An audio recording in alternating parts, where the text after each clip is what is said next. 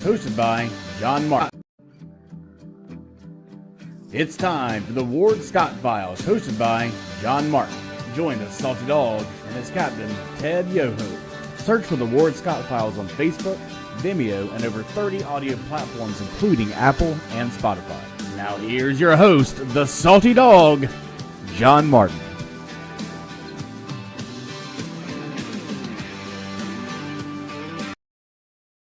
Here we are. Well, good morning, Ted. How are you, my friend? Doing great, John. How are you doing? I look forward to today's show. I'm absolutely living the blessed life, man, in the free state of Florida. I know you're up in Georgia, a great state as well.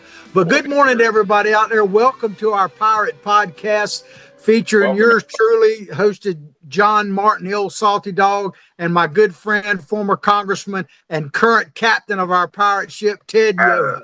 That's right. On a Friday. Absolutely, on Friday. And if you're just tuning into our show, we do this every Monday and Friday live from 9 to 10 across wherever you're watching now. You can see it live or sometimes rebroadcast later. But I want to get right into something. You know, we've talked about on previous shows various versions of America maybe heading to a civil war and all that stuff. And it may or may not be. We've debated that. But one thing seems to be pretty apparent, Ted, is that the Democratic Party, the party apparatus, the leadership in the Democratic Party is engaging in their own civil war, aren't they? They really are. You know, you're seeing them more divided. You know, the ones that, you know, back 5-10 years ago that we thought were just very, very liberal are now the ones they're kicking out, and they're becoming more progressive, more liberal. And all you have to do is listen to the message that the new progressives are talking. Is that anybody's country that you want to live with their kind of rhetoric and the things they did? And I hope we have time to go over some of the videos you've got. But yeah, it's going to be interesting. Yeah, I saw one this morning that maybe we'll talk about on another show, but there was this congresswoman. She's actually from Florida. I think her last name is Wilson, I want to say. Frederica. Frederica Wilson. Yeah. She with went her cowboy up hat. to Cowgirl Yeah, hat. that's her. She went up to Georgia. Now, I wasn't going to talk about this, but it's just crazy. She went up to Georgia, maybe looking for you, Ted, I don't know, but she went to outside of a facility, I guess, where we're detaining a lot of illegal immigrants. Mm-hmm. And she made this speech up there, and she is quite the character, I have to say. But she started talking about that the people they're putting in there, that they got to be careful, because if you do something like, and she literally said this, if you do something like jaywalking or shoplifting or any of that kind of stuff, you could end up in here. You know, and I'm like, and if you're just here illegally, you could end up in here. And I'm like, well, maybe you should be. I mean, the list of things she was reading out is like, I can't believe that any American patriot would not say, well, they're in the right place now. But this is what's happening in the Democratic Party. It's insane. Well, you know, that's the kind of rhetoric that comes out of them. And this is something we really need to do. And I know our goal is to educate, motivate, and activate. But educate what? Educate on what's going on in the country. You know, look at the divide we have in our country. You're either going to fight to preserve a constitutional republic, or you're going to let it go into socialism, Marxism, communism. And that was the direction we're heading under Biden and Harris. Educate, motivate, do what? Get involved. You know, go to rallies, have people come and speak. And if there's a speaker in your area, go. You know, get activated. I mean, you've got to do this. And, you know, motivation is one of those things, John. You know, I can motivate you today, but tomorrow, I don't know what we have to do to motivate you. I hope we can inspire people, because once you inspire people, they're self-sufficient and they're running because they know the price of what we're up against, and it's liberty and freedom. Yeah, well, you never know what might happen with inspiration. You might take just an ordinary large animal vet that is minding his own business and has a good life and family, and the next thing you know, he's running for Congress and gets elected the first time he ever runs. So inspiration can take you a long way, can't it? That's a powerful tool. And there was two motivating factors. Of course, you've heard of Barack Obama saying we're 5 days from fundamentally transforming America, and that was 5 days from his first inauguration. And then when I heard my incumbent that I had always supported saying, when we came to Washington 18 years ago, we were working on an energy policy for America to be energy independent. I'm like, 18 years? Well, the scariest thing about what you just said is when you said about Barack Obama talk about fundamentally changing America. Yeah. And it has been fundamentally changed. Now, are we too far gone? I guess we'll have to wait and see. But he was highly successful at what he did. It's been very successful. They have fundamentally changed America. They really did. And our goal is, you can't ever go back, but we can go back to the basic principles that should never change. And those are the fabric and the threads that have held this country together. Absolutely. Because, I know we're talking about a wide variety of things already, but this all falls into. We're kind of off track here, aren't we? Well, not really, because it all falls into how crazy the Democrats are, how far they have gone. I think one of the examples can be this latest Supreme Court case about the sex books in school, the transgender, all that kind of stuff. Well, you even had, I was shocked that you had one of the liberal justices talk about that they were a bit shocked by that. And even the Weingartner, the head of the teachers union, I don't know if you saw what she said. She said, well, these are not books that I would normally read in school and that kind of thing. So they've carried it so far that even the liberals, if they have an ounce of sanity, which not many of them do, are questioning what's happening. And it's just amazing that they're choosing to fight against parents standing up for their kids. It's just one more hill that they want to die on. 2 points on that. One is the fundamental transformation of America. Listen to that argument that goes to the Supreme Court about the kind of books our kids are reading. And the second point is Weingartner, that is in charge of the teachers union, who's supposed to be all-knowing, kind of like the Wizard of Oz. She should know what's going in these schools and block that stuff. If she's offended by it or, questioning it, how in the heck did it get into the program to start with? Somebody needs to be held accountable for that. So, well, back to this story. I'm going to use a template of a story that was in Axios.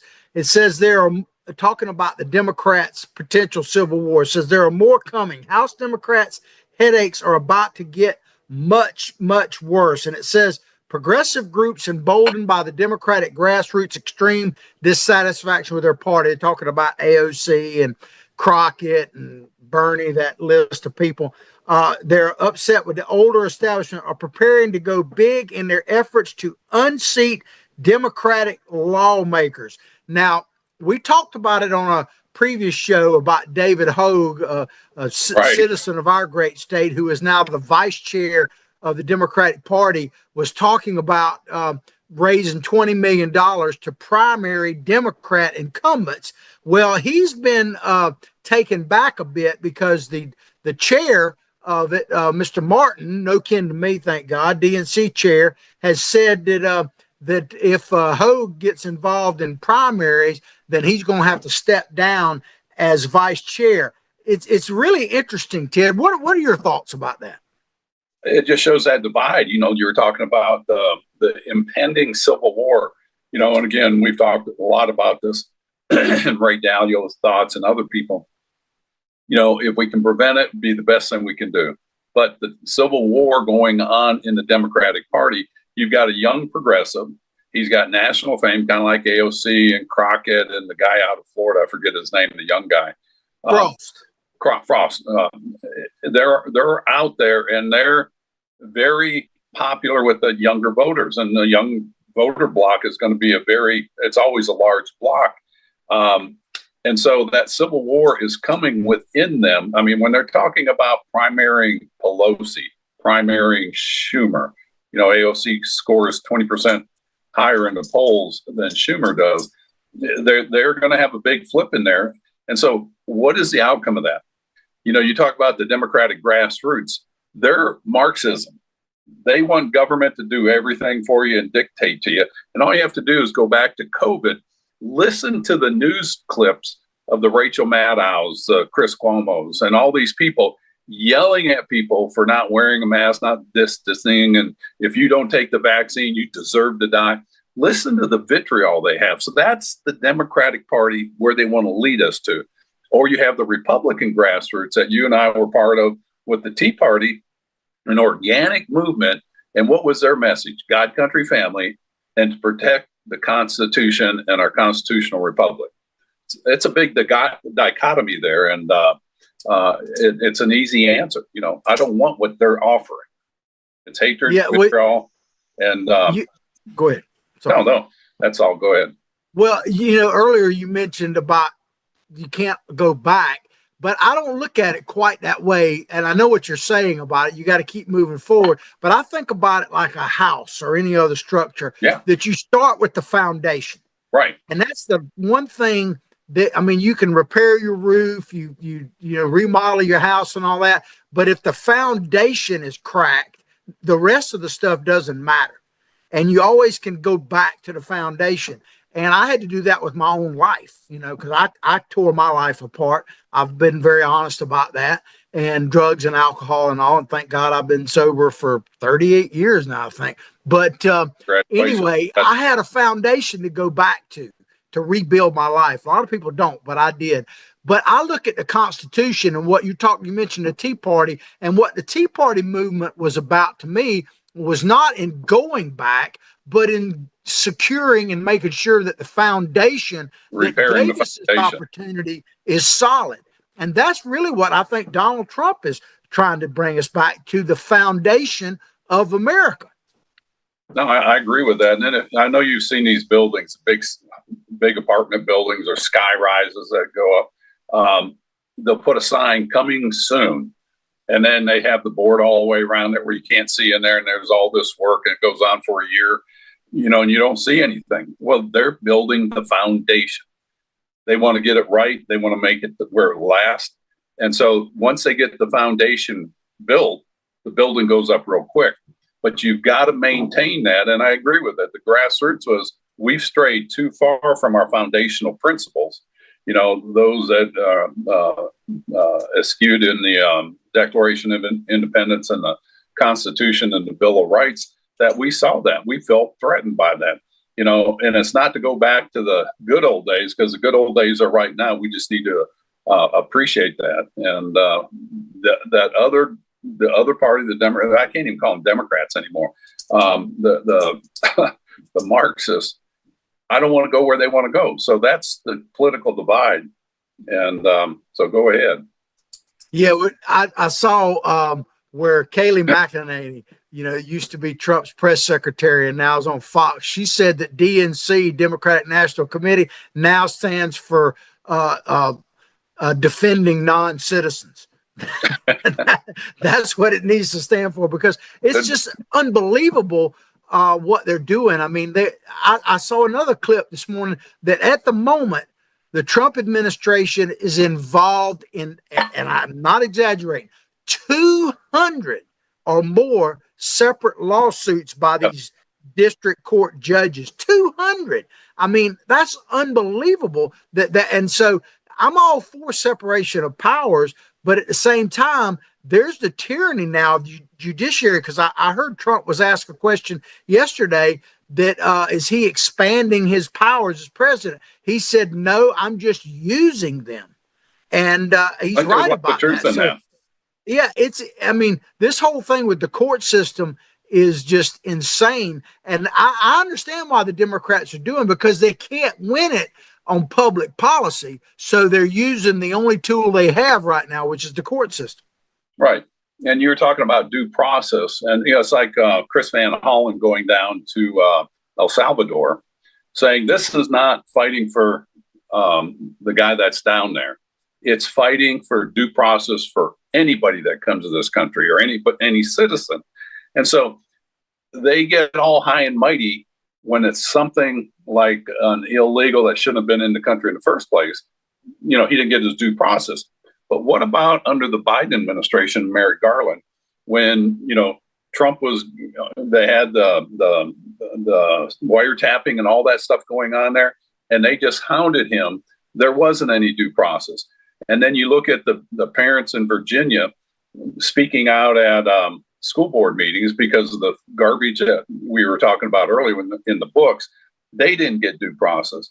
What about the January 6th people that were up in D.C.? They didn't get due process, but the Democrats don't care about that because it doesn't fit their narrative. And, it's just political BS. And that's where that has to stop. And that's the thing I like about Trump is there's no BS.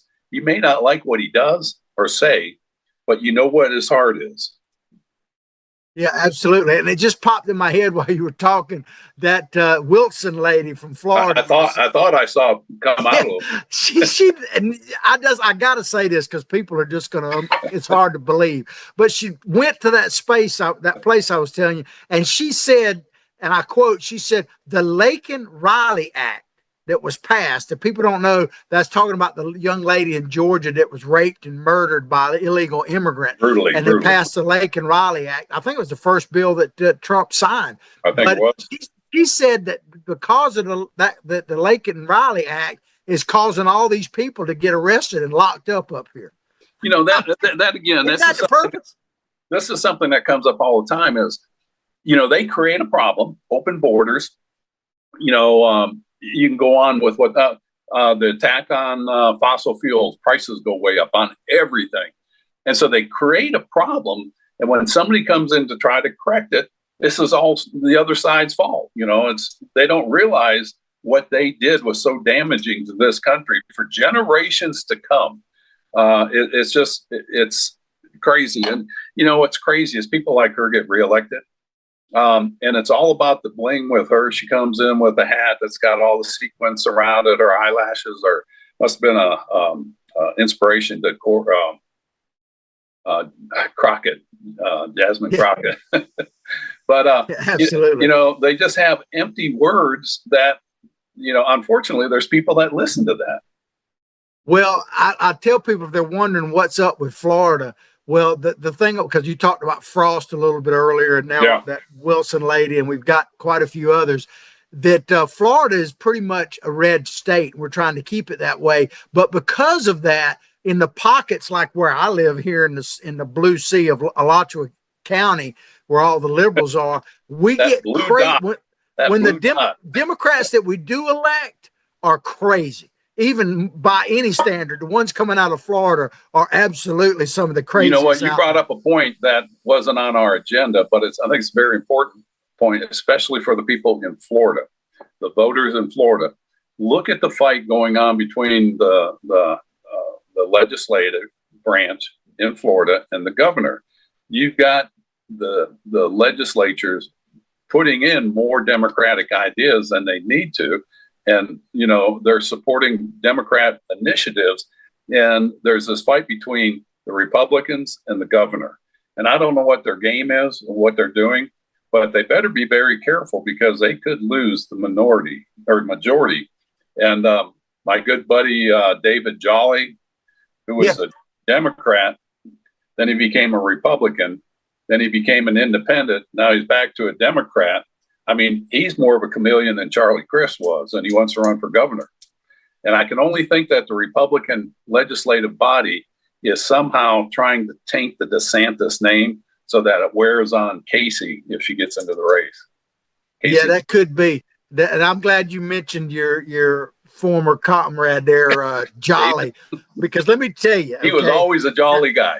Yeah, the Republicans, I think they know Jolly pretty well. But I'll tell you, Democrats out there, if you think you've got a winning horse there, be careful what you wish for, because Jolly, one thing about that dude is this is what he does.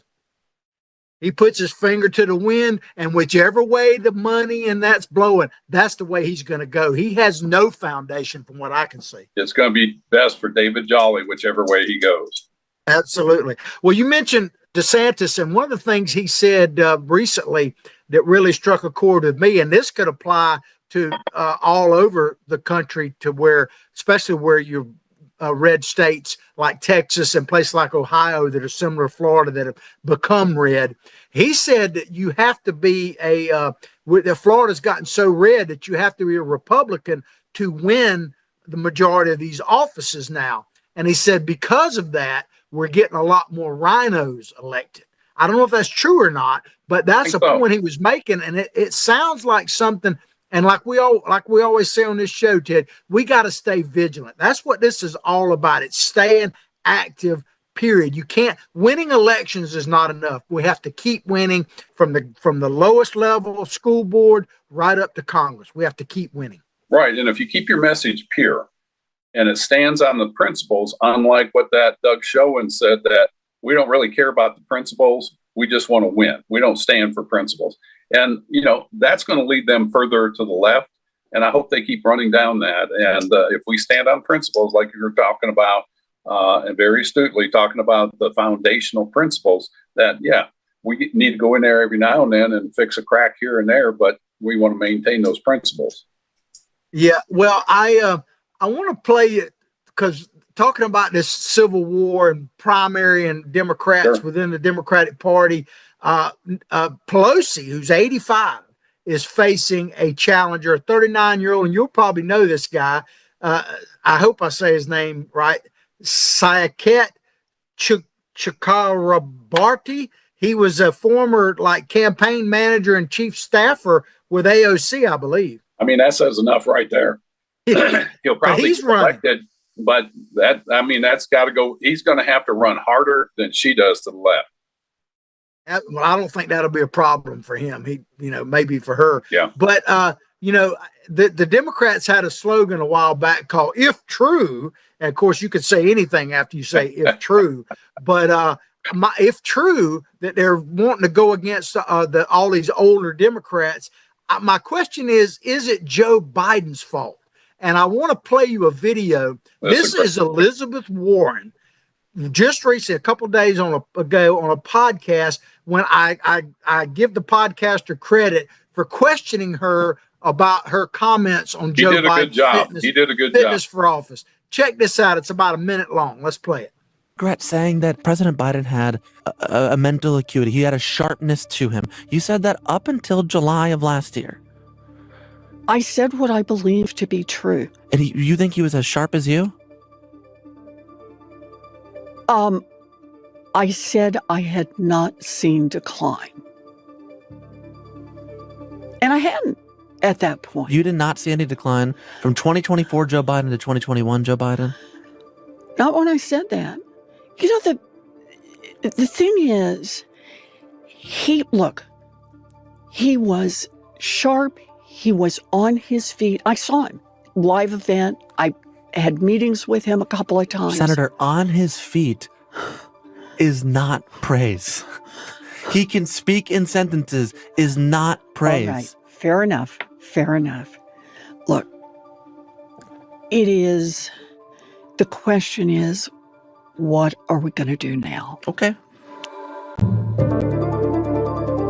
Ted, I got to tell you, man, that is what I would call a classic video. I'm putting that in my library for future use because it is the deer in the headlights. Unbelievable. Here you have it, folks. Here you have it. This lady, this person wanted to be your president, and she held the secret of Joe Biden. She lied about it, as they all did. Keep in mind, AOC was saying the very same thing. They had the same talking points. Bernie Sanders, the same thing. They're all propping up Joe Biden like it was a weekend at Bernie. They knew the guy wasn't it. George Clooney, all those guys, Barack Obama. It was to win, and it goes back. We want to win. We don't want to prove points. We want to win, and we don't stand for principles. Absolutely. I mean, when her look on her face when he goes, well, standing is not really a praise, and she's like, I mean, and you mentioned running for president, but I know it's hopeless for me to say this, but she's a current senator from Massachusetts. I mean, for God's sakes, in your Massachusetts, I'm not necessarily saying I'm expecting you to support President Trump. I wish you would, but can you give us somebody besides Elizabeth Warren? I mean, good Lord. And I would recommend not another Kennedy. Yeah, I hear you. Well, the Democrats have a trust issue, really. They don't trust each other. And I don't see how, when you look at Elizabeth Warren saying that, how people can trust them on anything. And Hogue went on to say, we were talking about earlier that the chair of the Democratic Party has said to the vice chair, David Hogue, that you're going to have to quit this if you quit your position. And Hogue has basically said he's not. So it's going to be interesting to see how all that goes, because he said he's not. I think that's interesting. And I admire a person to stand with their principles and not bend those. And I know we're going to go into the one with Marco Rubio. But Hogue, I don't like the guy. I think he's too inflammatory. He's going after the wrong things. He's that generation, probably 50 years removed from me. And, there's a learning process they're going to have to go through. And, I admire his conviction, but I just think he's in a way in the wrong direction. No doubt. Absolutely. Let's hope they keep going. And the question on everybody's mind really is about AOC, Alexandria Ocasio-Cortez. Could she actually be the nominee? And people may think there's no way that she could, but Victor David Hanson, who I know you're familiar with, who to me is one of the smartest people in the world, let alone our country, he was asked on Hannity's show the other night whether Ocasio-Cortez could actually win the nomination. And he brought up an interesting scenario. He said that, go back to the George McGovern race, that the Democrats at that time hated Nixon so much that they didn't care about, winning. They just wanted to make a point. And they pushed forward George McGovern, which all the pollsters knew he couldn't win, and Nixon had a landslide victory. And he's saying the same scenario could play out, that they hate Donald Trump so much that they put the antithesis of him, which would be AOC, up there. And, be careful what you wish for, because I would never want her to be president. But it does bring up an interesting scenario potentially. It's going to be interesting if she's polling that much higher than Schumer. Would she give up a senatorial seat to run for president, which would be a long shot? You look at her age, you look at her background. Yes, she's had probably 8 to 10 years in the House of Representatives, but you need to look at her record. A lot of that doesn't come into play. It's their popularity. How much money can they raise? And do you really want to elect somebody like that really doesn't have the life experiences of going out, creating a business, working, raising a family, things like that? And, my hopes is that she does run for president and she goes away. I mean, what do you hear from Kamala Harris now? She was there, raised to the top of the Democratic ticket. Now she's gone, and they don't even want her on shows anymore. Yeah. Well, Kamala's probably worried about the tariffs on wine right now. But but AOC, man, the one thing that might keep her from running, and we'll go to commercial break on this, is that, according to her, she only got about 2 more years to live before the whole world goes to hell in a handbasket. So I don't know, I forgot about that. Yeah. Yeah, but we're going to take a quick commercial break. Please support our sponsors. And if you'd like to be one, look at the little tagline you see on the bottom of your screen. It says Contact Freddie, and you can become one. We'll be right back. Come on and come on. Absolutely. Although the owner of Lewis Oil Company maintains she is 29, Lewis Oil turns 60 years old in June. Chevron would like to recognize the North Florida second-generation family-owned business, celebrating its growth and staying power. Lewis Oil Company maintains significant on-hand supplies, strategically located fuel depots, a delivery fleet, on-site service, fuel card locks, and convenience stores. Lewis Oil Company understands its responsibility in the local economy by providing service and delivery on demand and in crisis. As a first responder for 18 Florida counties and the Southeast from Texas to Virginia, we are proud of this rare accomplishment. Lewis Oil delivers. This is Ward Scott, and I want to thank all our sponsors who keep the show going and pay the bills. The Ward Scott Files premium sponsors are Crime Prevention Security Systems, large enough to serve you, small enough to care. Meldon Law, the only official injury partner of the Florida Gators. The Ward Scott Files Gold sponsors are Lewis Oil Company, Shoot GTR, On the Spot Dry Cleaners, R&R Construction, and Style Cuts.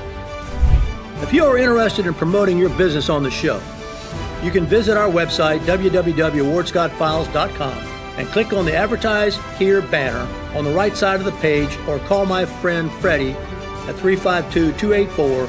3733. Again, thank you to all the great businesses that support the Ward Scott Files.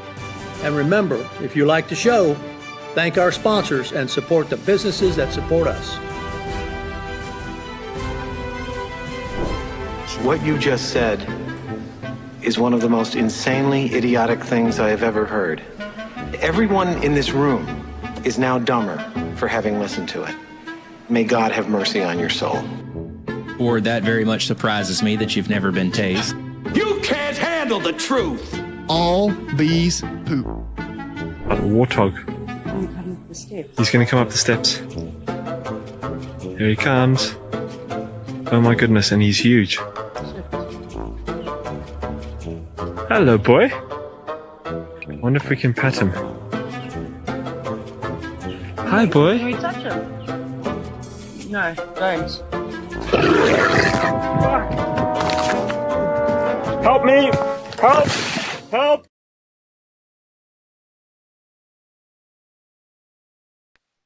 And we're back, baby. If you're just tuning in, you're tuning into our pirate podcast, Captain Ted Yoho, and yours truly, the old salty dog. Well, we want to update you on some stories because this is really getting kind of hairy. You know, we've been talking about the Ukraine war, Russia-Ukraine war, and of course, Donald Trump is trying to end that war, but it's getting pretty shaky over there right now. And I'm going to use a USA Today as a template on this, but it says here, Russia's Vladimir Putin and Ukraine's Zelensky face pressure from the U.S., which has threatened to walk away, talking about U.S., from its peace efforts unless some progress is achieved. Now, Kyiv has been attacked, the capital of Ukraine, a few times, but not as much as you might think. But it was recently bombed as like a couple of days ago.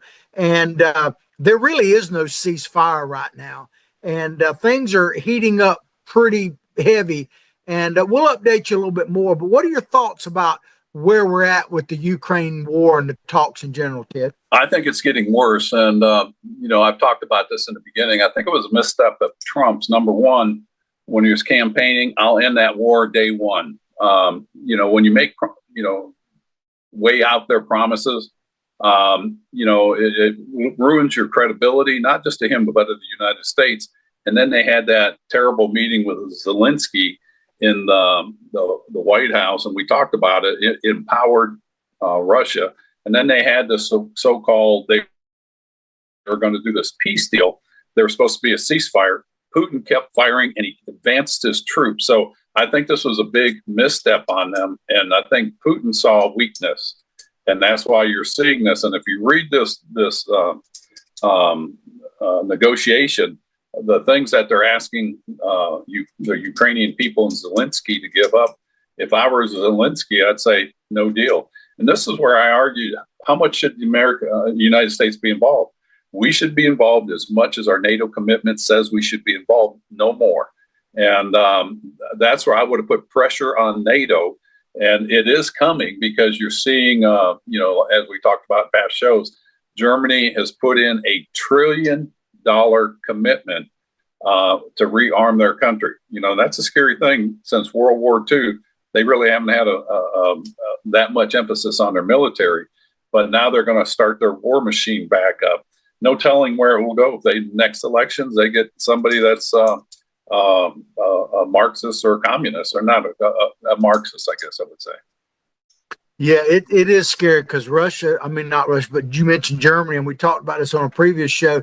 They're putting foreign troops on foreign soil for the first time since World War II. And I'm not saying that means a rebirth of Nazism. I'm not saying, but it is significant. You can't ignore it. Well, and then it is significant. I think it has meaning. I think it was Lithuania or one of the other countries right there.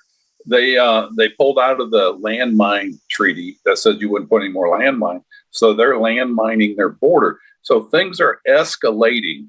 And this is where, had I been president, you know, going into that, I would have said, I'll match. And even under Biden, they should have said, we'll match NATO. We'll match our commitment to NATO. NATO needs to stand up. This is on their border, not ours.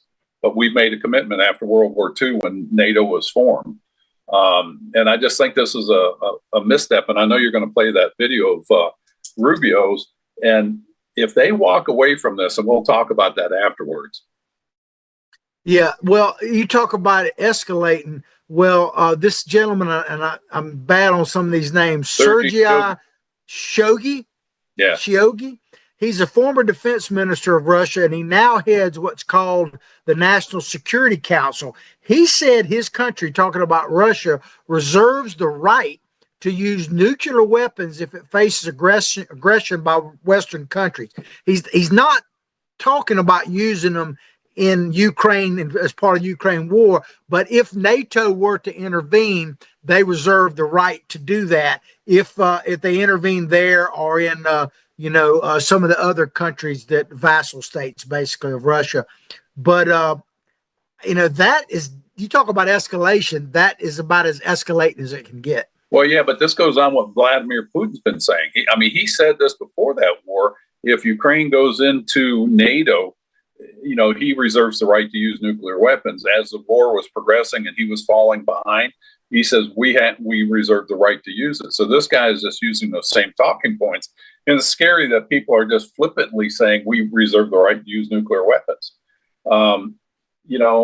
It's a scary time in our country, not the country, but just in the world in general, with all the political upheaval. You see what they're doing with the conservatives in France. They don't want a populist Le Pen. They blocked her from running for 5 years, and they're hoping that her momentum will dissipate. Well, you're seeing everywhere people talking about foundational stuff like we were talking about earlier. Sure. You're seeing countries return back to foundational type principles, and which I think overall is a good thing. Potentially could be scary depending on which direction it takes, because people do take advantage of situations. But we see the prime minister / president in Italy now is conservative, and may affect who the next Pope is going to be actually behind the scenes. And of course, I think the president is leaving today to go to the Pope's funeral, which I believe is tomorrow, if I'm correct on that. Zelensky, by the way, from Ukraine is going to be there. There'll be leaders from all over it. And it's going to be really interesting because a lot of people think that the Catholic Church is going to make a turnward more conservative now, back to foundational type principles. And so we'll see how that goes, but it's happening everywhere. I think people are feeling a bit shaky in general, Ted. They are. Around the world. You're having that feeling all over the country, all over the world. And that's never a good thing. And then you look at the political turmoil in all these countries. You look at the financial turmoil in all these countries. And then you have the tariffs that are inflaming things. And people are picking sides. And what we don't want to be is left out there on our own. It would be ideal, if we all just take care of our own.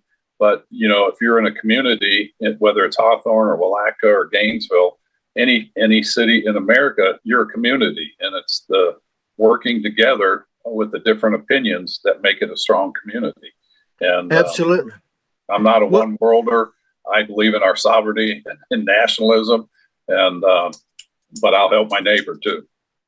Well, according to this USA Today article, and there are indications that this is somewhat accurate, Trump and his aides want Ukraine to accept a U.S. proposal that would effectively grant Russia all the territory it has gained in the war since 2022, which of course would include the Crimea, which they took when Obama was president. The proposal also appears for the United States to recognize Russia's claim in Crimea that they annexed in 2014. So the question now you mentioned Zelensky and the Ukrainian people can't really accept this, and I understand that. There's no way that Zelensky can go into a negotiation saying that he's ready to accept some types of annexation or territorial loss. He can't say that. That does not mean that it won't happen. He just certainly can't say that. But I guess the question I would have is it inevitable that some type of territorial loss, even if it's, and I don't mean to make this insignificant, even if it's just accepting that Russia maintains Crimea, some type of territorial loss is inevitable, don't you think? I would like to think no. Think of the message it sends, John, for this conflict, this war, to accept that. Think of Zelensky looking at his nation, the people in his nation, saying, yeah, we're going to let this happen to end the war. Yeah, we're sorry for all the people that have died, the hundreds of thousands, if not millions of people that have died. We're going to let Russia take this over. What does this do to Russia the next time they want to move forward? Say you get a Kamala Harris or an AOC in there that knows absolutely nothing about foreign policy. They get in office and they have their cabinet built out of, the Jasmine Crockett's, the Frost, all those people, Frederica Wilson from the South. And you got a foreign leader that doesn't play games, Putin and Xi Jinping. What does this say about Xi Jinping and Taiwan? If we show this kind of just, all right, well, you can take it over, Xi's going to move on Taiwan immediately. And I just think this is something, and I don't want another war, but this is where NATO was designed. You've got a country like Vladimir Putin in Russia just says, we're going to take it over to rebuild the fatherland. All right, so she wants to rebuild the Chinese empire that stretched around the world. I just think it's a very dangerous time, and I think it's a misstep by our foreign policy. Well, I think, if I was a Ukrainian and he did this, I would be mad as heck. Absolutely. Well, I just so I think you're, overplaying the fear a little bit of an AOC presidency, because she may model herself after Biden. After all, he put the cross-dresser baggage stealer in charge of our nuclear waste. So what makes you think they wouldn't have a solid bunch there, Ted? And Ralph, Richard or Rachel Levine, HS, he looked good in a dress. No, he didn't. He didn't look good. I don't even want to go. Well, leave that up to me, Ted. Yeah. But you mentioned this video from Marco Rubio, so I want to play this snippet because this was a couple of days when Secretary of State Rubio was asked about the negotiations for peace with Ukraine and Russia. Let's hear it straight from Mr. Rubio's mouth, so to speak. Continue with this endeavor for weeks and months on end. So we need to determine very quickly now, and I'm talking about in a matter of days, whether or not this is doable in over the next few weeks. If it is, we're in. If it's not, then we have other priorities to focus on as well. But we're not going to continue with this endeavor for weeks and months on end. So we need to determine very quickly now, and I'm talking about in a matter of days, whether or not this is doable over the next few weeks. If it is, we're in. If it's not, then we have other priorities to focus on as well. But we're not going to continue with this endeavor for weeks and months on end. So we need to determine very quickly now, and I'm talking about in a matter of days, whether or not this is doable. Well, there you hear it, over the next Marco Rubio, who I have a lot of respect for the position he's in. I think he's overall doing a great job. But he said two things that I don't really understand. He said, move on. So I'll give you a minute to comment here in a second on that, Ted. So I'm not sure what that means. And then he also says we have a lot of other things we have to deal with. And he's right. But if you look at it from a world perspective, what happens in Ukraine and Russia involves the whole world. So I don't know how we really can move on from that. I don't either. I think this was a misstep from the Trump administration in the beginning, the way he handled this. And I know you're probably going to get some negative comments on that, and I'll be happy to respond to those. But to move on, that sends a message that we're just throwing our hands up in the air. We're going to move on, let them deal with that. That sends a message to Putin that nobody's going to hold him accountable. Kim Jong-un may move on South Korea. We know, is going to move on Taiwan eventually. And is that going to foment World War III? As I've mentioned before, when I was with the Japanese delegates and ambassadors and generals, they said if she moves on Japan or Taiwan, that brings them into a war, which automatically brings us in if we honor our treaties and agreements. And if we don't, we lose face, we lose credibility, and we show a weakened America. These are all things that are moving parts. And I think Rubio, what I took away from that is he's just frustrated. Yeah, absolutely. Well, you know, maybe prior to World War I, certainly maybe World War II, the United States could have been an island unto itself, but the world has changed. And I'm not saying we need to be the policeman of the world, but there's no way that they could have a world war without us, so to speak. I mean, it's just, and I'm not advocating for that, but it's a much more complex now. You know, the weapons we have, the technology in general, there's just no way that we could sit it out, so to speak.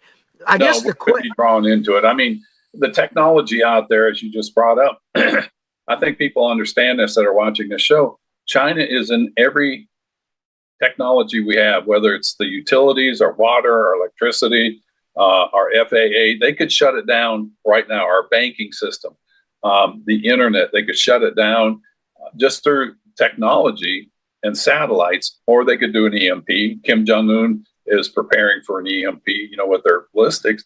And I don't want to be a doomsdayer, but this is where foreign policy is so critical, that if you have that message that if you mess with us, we'll do that. In fact, I had a bill we introduced. It was the Cybersecurity Security Act.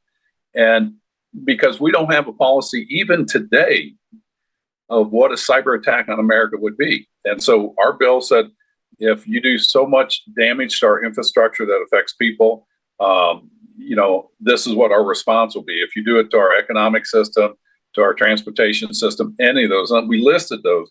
If you do this, this is our response. My problem I found out in Congress is it's too cut and dry. People like that gray area because it gives them, you know, wiggle room. But I think on something like this with national security, you need to be real direct and say, if you punch me in the face, this is what I will do. And unfortunately, we don't have that. And I think that just shows weakness. And it goes back to Theodore Roosevelt, you know, carry a big stick, walk softly. And Ronald Reagan through strength. Absolutely. And, you know, the thing is, and I want people to not misunderstand what I'm saying here. We definitely need to be independent, the United States. We don't need to depend on anyone. I'm not saying have relations, but we need to be totally independent from China and all this stuff, you know, the tariffs, all this kind of stuff. We need to be independent, but we cannot be independent from what happens in the rest of the world. Those are two separate things. I think you clarified that very well. Sailed, so to speak. Right. I mean, we're too intertwined. And yeah, I think we alluded to that earlier in the show. You know, we're all connected, you know, talking about the community. I got my house, my property. I want you to leave me alone. But yeah, I'll help my neighbor out. And, you know, that's just life on planet Earth, you know. Yeah. And I guess at the end of the day, and we're not certainly going to solve it right this minute, excuse me, is that America's going to have to ask, if this thing keeps going on between Russia and Ukraine, what price should we be willing to pay? Because we're going to have to pay some price on this, because if it escalates into a world war, we've already kind of talked about that. So that's the debate we got to have, is what price are we willing to pay? Because we've already paid dollar-wise a big price, but it could lead to other stuff. So it's serious and ongoing situation. Well, you know, we made an agreement with NATO. If it's an attack on a member state, we're going to defend them. Ukraine's not a member state, but it borders those countries. And if we walk away from that, Putin's more emboldened. And, you know, what else is he going to go after? Well, one thing about it, it'll give us a lot to talk about, and we will stay abreast on this kind of stuff. That's why elections matter, and the people you put in there. It really is. Absolutely. And like I've always said, you might not care about politics, but politics cares about you. These issues, even if you want to stay totally out of it, they will impact you in some form or fashion. It could be devastating. Who knows? So the next question, and we'll try to close out the show with this segment. Excuse me a little bit. The Democrats, and we've been talking about it, started the show with, they're getting crazier by the day, Ted, if that's possible. They're getting crazier by the day. I could play you 100 videos just in the last 2 weeks of just insane stuff. But I thought I'd pick just this one little snippet. This is Tampon Tim, I like to call him, Governor Tim Walz, giving Who his wants state, to be president. He wants to be president, which is why he said what I'm about to play. He was giving his State of the State speech in Minnesota. I want to play a short clip, and we'll come back and talk about it. Wonder if anybody showed up. A few people booed. Let's play. Also chosen, and I stress this, chosen to tear up the values that once made America the shining light of the world. Now, in this land of the free and home of the brave, we have university students being swept up, shoved into unmarked vans, and fathers being tossed into Salvadorian gulags without a hint of due process. So I want to be real clear about this. If you say you love freedom, but you don't believe freedom is for everybody, then the thing you love isn't freedom, it's privilege. So if you believe that, I guess his message there to me, Ted, was that if you believe that there's a difference between a citizen of the United States and someone here illegally, let alone committing crimes, then that is not freedom. That is white privilege. I didn't think we had white privilege constitutionally. I thought we had privilege as being an American citizen. People fought and died for those rights. And I'm sorry, but there simply is a difference between being a U.S. citizen and a non-citizen, legal here or not. There's just a difference, period. Funny how high and mighty they get when they're trying to go after the people that are trying to solve the problem that their side created. That's not just the Democrats created. I mean, the last 4 years was a disaster on illegal immigration or migration, whatever. And, but it's the argument in Washington since before Reagan era. Reagan gave amnesty to 4 or 6 million people, and it was supposed to be fixed back then, but they forgot to enforce the rules. They forgot to, do border security. And so here we've got this problem, but all of a sudden it's a talking point. White privilege. Yeah, I have white privilege. There's black privilege. How about American privilege? It's an American privilege. And those again goes back to the foundational principles of this country. And that's why we've got to fight so hard to educate people, get them involved, because we're at the precipice of losing that. And there's so many moving parts, with the economy, the tariffs, the threat of war, all these things going on, that you can't lose focus on the basics, and the basics are the Constitution. Yeah, and this guy wants to be president of the United States. God help us. And, he talked about... I'm going to buy stock in tampons if he does, because they'll be... Well, also, you might want to buy in Keys, because I'm going to play this video coming out of Minnesota again. This guy is a state worker and actually worked for Governor Tampon Tim. I want to play this video. It just shows you how insane things are getting. You want to talk about white privilege? Here's some white privilege for you. Let's play. There you go. Good point.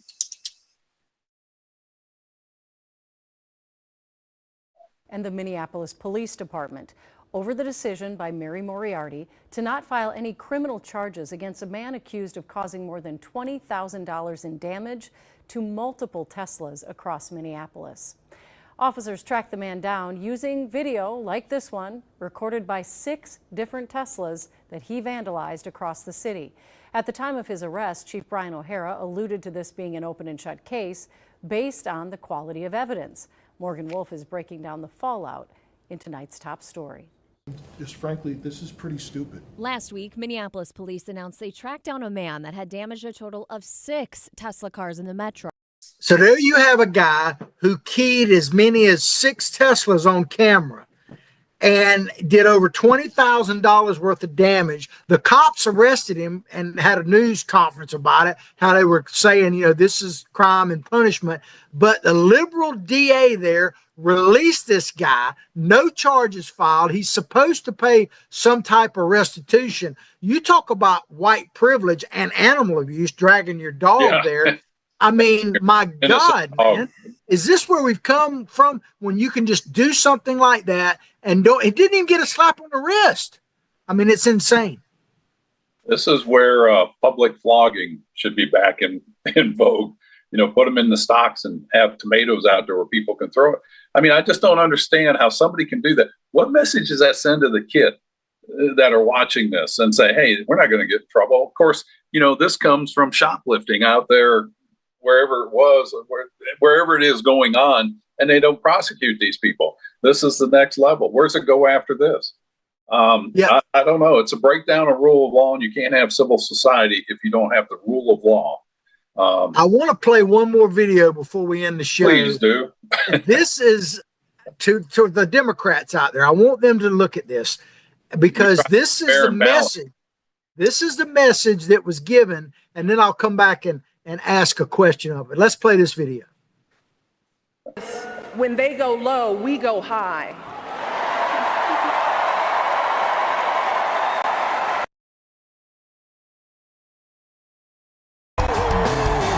Yeah, so she says in there, Michelle Obama at the Democratic convention that was nominating Hillary Clinton, she said when they talking about people, I guess like you and me, white privileged folks, when we go low, they go high.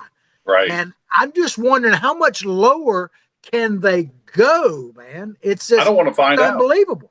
Well, that's that fundamental transformation of America. And, you think of what Chuck Schumer did with Brett Kavanaugh. You're going to pay for this, Brett Kavanaugh. And people are showing up there, all the death threats they have. Maxine Waters, if you see a Republican or a cabinet member of the Trump White House, you get in their face. You do all this. Where's the high part? You're not welcome here. Yeah, you did that pretty good. Where's the high part of that? That's spewing hatred, vitriol, and violence. It's a good talking point. When they go low, we go high because we're better than that. No, you're not. You're just saying that because it's a good talking point. You don't mean it. And the people that are in office are the same way. I mean, it's garbage. And that's what the American people are fed up. I don't want to play politics. They don't want to play. We're all Americans and we've got to save the ship. Yeah, absolutely. That's a good segue for you for the pirate ship. Absolutely. Make sure that foundation is solid and you stay on the right side of the water, the top side of it. Well, appreciate y'all tuning into our pirate podcast. We really do. We're on every Monday and Friday live from 9 to 10. Please spread the word. Make comments. We'll respond to them as quickly as we possibly can. Remember, like we always say, we want to educate, motivate, and activate people. Ted, you have a blessed weekend, my friend. You too, man. I'll talk to you later. Everybody have a great weekend. God bless. Peace out.